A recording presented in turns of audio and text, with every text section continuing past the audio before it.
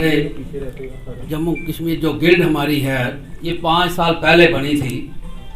मुझे याद है कि दुबे साहब के ऑफिस में हमने बैठ के एक मीटिंग की थी, जब ये आइडिया हमको आया था कि भाई साहब जम्मू के गिल्ड बननी चाहिए ताकि जो प्रेस के मसाइल हैं वो किसी ना किसी तरह से हम एड्रेस करें। तो आहिस्ता आहिस्ता आज हम यहाँ पहुँचे। तो 4 तारीख को मीटिंग थी हमारी, इसी होटल में हमने रखी थी। चेयरमैन साहब हैं हमारे इस गिल्ड के, राज लोजा जी, स्टेट टाइम ग्रुप्स के मालिक। तो हमने ये उस दिन निर्णय लिया था कि कोविड के दौरान काफ़ी मसाइल और भी बढ़ गए थे, जो पीछे थे वो तो थे, लेकिन इस के दौरान में काफ़ी दिक्कतें और परेशानियां जो हमारे मुलाजमों, क्योंकि एडिटर जो होता है, जो प्रेस चलाता है, उसकी 2 ड्यूटीज़ होती है। एक तो जर्नलिज्म चलाना सबको साथ लेकर, दूसरा प्रेस चलानी, वहाँ पे जो मशीन मैन होता है हमारा और उसके साथी होते हैं, वो सब लोग एक यूनिट होता है। दूसरा जर्नलिज्म का यूनिट होता है जहाँ हम लिखते हैं, पढ़ते हैं, लोगों के मसाइल उठाते हैं। तो ये सब दिखते हैं, उनकी परेशानियाँ हमारे नज़र में आई। उसमें फ़ोटोग्राफ़र भी आता है, आज पोर्टल वाले भी आ गए। मैं देख रहा था कि पिछले दिनों में जितनी मेहनत, जितनी क्रेडिबिलिटी सोशल मीडिया ने बनाई है, जम्मू के अंदर नहीं पूरी कंट्री के अंदर, तो ये बड़े सब मुबारक के हकदार हैं, सारे के सारे मुबारक के हकदार हैं। क्योंकि आज काफ़ी लोगों का एतबार जो है, वो क्रेडिबिलिटी जो है, वो काफ़ी न्यूज़पेपर से या बाकी लोगों से उठती जा रही है और वो सोशल मीडिया पर आके बैठ गई। तो इन सबको मैं मुबारकबाद देता हूँ कि इस मुश्किल दौर में आप सब ने अपने अपने पोर्टल से लोगों की प्रॉब्लम्स को उजागर किया। तो हमारा भी ये फर्ज बनता है कि इस दौर में हम जो एडिटर्स मालिक हैं, प्रेसेस ओन करते हैं, करोड़ों रुपए की इन्वेस्टमेंट्स हैं, कि वो कौन सी प्रॉब्लम है जो दुश्वारियां गिल्ड को आती हैं सैलरीज देने में, बाकी चीज़ें देने में, ताकि शॉर्ट लिस्टिंग ना कर सकें अपने मुलाजमों की। तो हमारे में टाइम हमारे पास भी शिकायतें आती रही। तो हमने ये मुनासिब समझा कि सब लोग बैठकर गिल्ड के मेंबर्स इस पे विचार करें। तो विचार करके हमने कुछ जो प्रॉब्लम्स को आइडेंटिफाई किया 4 तारीख को। तो हमने एक उस दिन रेजोल्यूशन पास किया कि इन जितनी भी दुश्वारियां हैं, मुश्किलात हैं, ये हम गवर्नमेंट तक पहुंचाएंगे, लेफ्टिनेंट गवर्नर साहब तक पहुंचाएंगे। और उस दिन हमने पूरी की पूरी अथॉरिटी रेजोल्यूशन पास करके हम सब ने हमने दलूजा साहब को दी, राज लूजा जी को, कि अगर टाइम जो है, अगर एक शख्स को मिलता है, क्योंकि कोविड का दौर जा रहा है, मुश्किल दौर है, हो सकता है सबको टाइम ना भी मिले, इस वक्त सब जीतते हैं कि भाई टाइम देने से। तो मैंने कहा कि भाई साहब एक रेजोल्यूशन पास करके इनको अथॉरिटी दे दी थी। तो इनको गवर्नमेंट ने बुलाया, गवर्नमेंट के जो एडवाइज़र हैं, मीडिया एडवाइज़र्स, उनसे इनकी कल बातचीत हुई। हमने एक मेमोरेंडम तैयार करके दिया था, ताकि वो शॉर्ट प्रॉब्लम तो इतनी ज़्यादा होती हैं कि सब नहीं लिख सकता, ना सब रेज हो सकती हैं, लेकिन हमने कुछ को शॉर्ट लिस्ट किया। तो उनमें वो जो शॉर्ट लिस्टिंग प्रॉब्लम थी, उनमें कुछ प्रॉब्लम जो ऐसी थी जो सब लोगों की कॉमन थी, जो मीडिया हाउसेज जो है वो फेस कर रहे थे। उनमें से एक था नॉन बजटरी जो है एड्स आती हैं, तो उनकी जो पेमेंट है वो होती ही नहीं है, या तो 2-2, 3-3 साल नहीं होती है, या मीडिया वालों को थमा दिया जाता है एडिटर्स को कि भाई साहब आप ये बिल ले जाइए, ऐड आपने छाप दी है, लाखों करोड़ों रुपए आप जाके ग्राही करते रहिए। तो ये एक बड़ी बुरी बात थी कि भाई दिल्ली से होती है, रेलवेज की होती है, बाकी इदारे हैं, तो वो अपना अपना काम, ये तो उन्होंने देखना है गवर्नमेंट ने। तो एक ये प्रॉब्लम थी जो दलूजा साहब ने बातचीत की, ये अब खुद बताएंगे कि उसका आगे क्या हुआ। लेकिन मैं आपको वो चीज़ बताने जा रहा हूँ जो हमने शॉर्ट लिस्ट की और हमने इनको मेमोरेंडम दिया। मेमोरेंडम के बाद की बात, इनकी क्या बातचीत हुई ये खुद बताएंगे, लेकिन मैं उतनी बातचीत बता रहा हूँ जो हमारी 4 तारीख तक हुई। वो जो प्रोग्रेस थी वो मैं सब आपके सामने रख रहा हूँ। इसी तरह से हमने बाकी रेट्स की बात की। अब इस वक्त 5 अगस्त के लिए, 5 अगस्त 2019 से आज तक हमारे जितने लॉज हैं वो सारे चेंज हो गए हैं, वो सेंट्रल लॉज आ गए हैं, पॉलिसी सेंटर्स की आ गई हैं। तो हमने ये कहा कि रेट रिवाइज, बाकी चीज़ें जो हैं वो पॉलिसीज आप यहाँ पे क्यों नहीं इंप्लीमेंट करते, जब बाकी लॉज आ रहे हैं आपने इंप्लीमेंट कर दिए। तो जो प्रेस लॉज हैं उनमें आपको क्या दिक्कत और परेशानी है, या तो आपको पता नहीं है। तो मैं समझता हूँ जो हमने मेमोरेंडम दिया है उसमें ये सारी बातें उजागर हुई हैं। तो आगे कैसे इसको संज्ञान लेगी सरकार, ये दलूजा साहब बताएंगे। इसी तरह से हमने बाकी जो हमारे इंश्योरेंस की बात थी, हमने ये 2-3-4 बार पहले भी उठाई थी कि साहब जो किसी वक्त हमारे आपको मालूम है कि 2-4 लोग फोटोग्राफर्स की डेथ ऐसे वक्त में हो गई थी जब वो शूटिंग्स कर रहे थे, स्पॉट पर थे, टारगेट्स हो रहे थे तो उस वक्त उनकी डेथ हो गई थी, किसी को गोली लगने से। तो हमारे पास ऐसा कोई फंड नहीं है, ना हमारे पास कोई ऐसी इंश्योरेंस है कि भाई साहब हम उन लोगों की मदद कर सकें। तो इंडिविजुअल लेवल पर एक अलग बात होती है, इंस्टीट्यूशनलाइज करना किसी चीज़ को परमानेंटली कि साहब कोई भी किसी की डेथ हो जाए ऐसे ऑन ड्यूटी, तो उसके लिए क्या एक प्रावधान होना चाहिए। तो ये पॉइंट भी गवर्नर साहब से, लेफ्टिनेंट गवर्नर साहब से रेज किया है, जो मेमोरेंडम दिया है। लेकिन हम ये चाहते हैं कि पर्सनल 1 to 1 बात हो दूजा साहब की, और ये बताएंगे कि अभी इनको एक टेलीफोन भी आया है एडवाइज़र साहब, प्रिंसिपल सेक्रेटरी साहब का, तो ये खुद बताएंगे कि इनकी क्या बातचीत हुई है और ये आगे इसको कैसे लेके जाएंगे।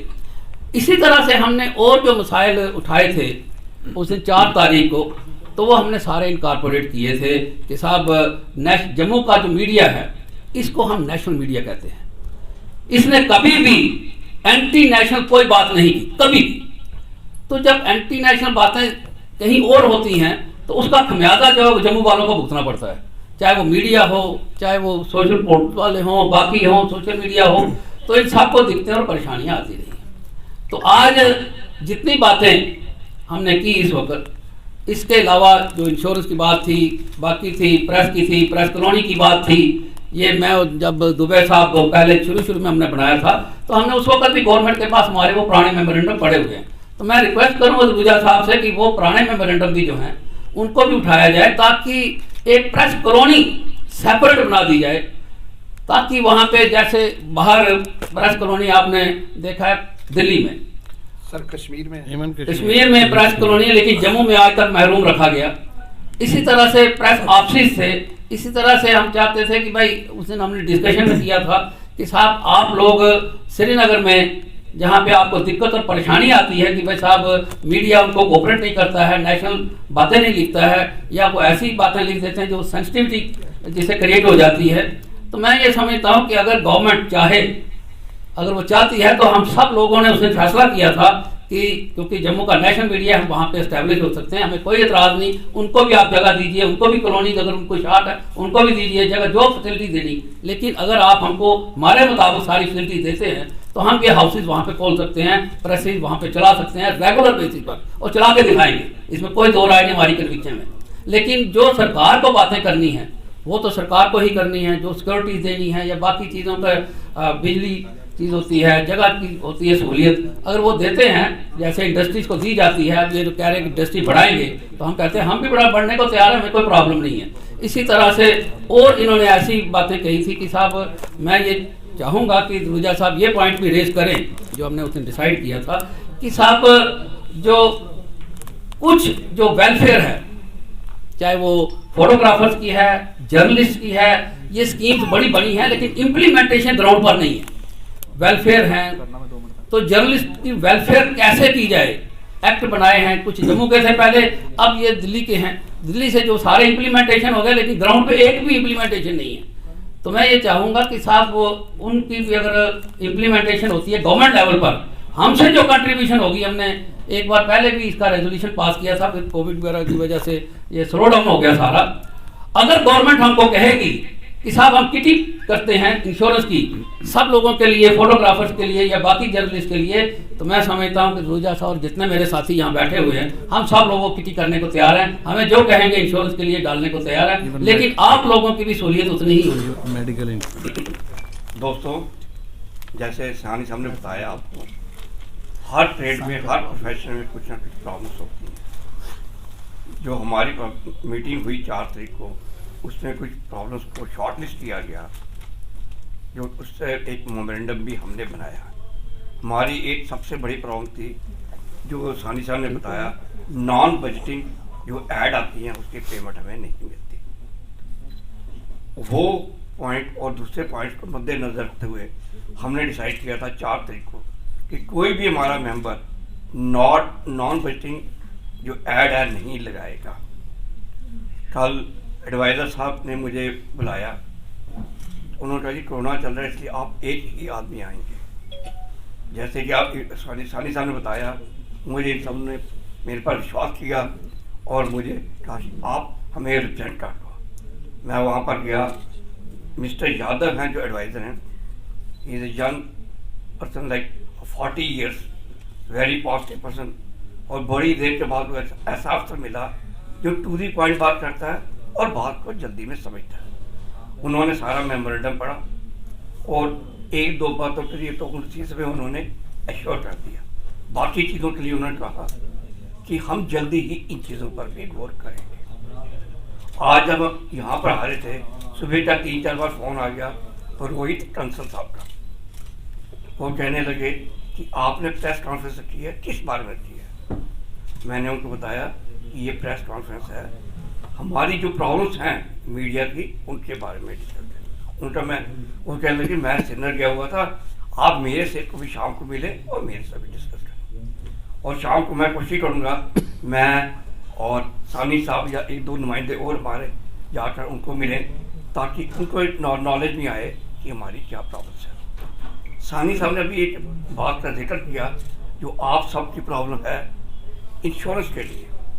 यहाँ पर मैं एक चीज़ ऐड करना चाहता हूँ, मेरा बिजनेस जो है वो शराब के खदमत तलक है। इसी तरह एक फंड बनाया था एक्साइज डिपार्टमेंट ने, कॉर्पोरेट फंड कहते हैं उसको। हम जितना माल बेचेंगे उसका उनको एक अमाउंट का फंड देना पड़ता है, और गवर्नमेंट ने डिसाइड किया था जितना फंड हम देंगे उतना ही फंड गवर्नमेंट अपनी किटी से निकालेगी और देगी। फर्ज कीजिए हमने मिलकर 1 लाख रुपया दिया तो 1 लाख रुपया गवर्नमेंट भी उससे डालेगी और 2 लाख रुपया पर ईयर खर्च करेगी। इसी तरह हम साथ बैठे हैं सानी साहब, अपनी टीम को डिस्कस करेंगे और रिक्वेस्ट करेंगे अपने कंसल साहब से और एडवाइज़र साहब से और गवर्नर साहब से कि आप भी एक कॉर्पोरेट फंड बनाइए जिसमें हमने जो आप ऐड देते हैं उस पर 1% आप काट लीजिए, और जितना अमाउंट हमारा बनेगा, हमारा योगदान होगा, उतना ही आप भी डालिए। और आप सभी का, जैसे इन्होंने बताया कि आपका इंश्योरेंस होना चाहिए, ये फैसिलिटीज़ होनी चाहिए, तो किसी को ये नहीं होगा कि ये ज़्यादा पैसा सानी साहब ने दिया, उनकी बात है। जैसे उन्होंने कहा, मुझे श्योर किया एडवाइज़र साहब ने कि ये आपकी प्रॉब्लम से जल्दी ही दूर हो जाएगी। अब ये 2 दिन में दूर होती हैं, 4 दिन में होती है, हम कह नहीं सकते। फिर भी एक सर्टेन पीरियड के बाद अगर हमारी ये प्रॉब्लम दूर ना हुई तो हम उनको दोबारा मिलेंगे। इन द मीन टाइम हमने जो एडिशन की थी उसमें था कि नॉन बजटिंग ऐड जो है हम नहीं लगाएंगे। आज से हम नॉन बजटिंग ऐड भी लगाएंगे, क्योंकि हमें एडवाइज़र साहब पर भरोसा है, इस गवर्नमेंट पर भरोसा है, और हमें पूरी उम्मीद है कि वो हमारा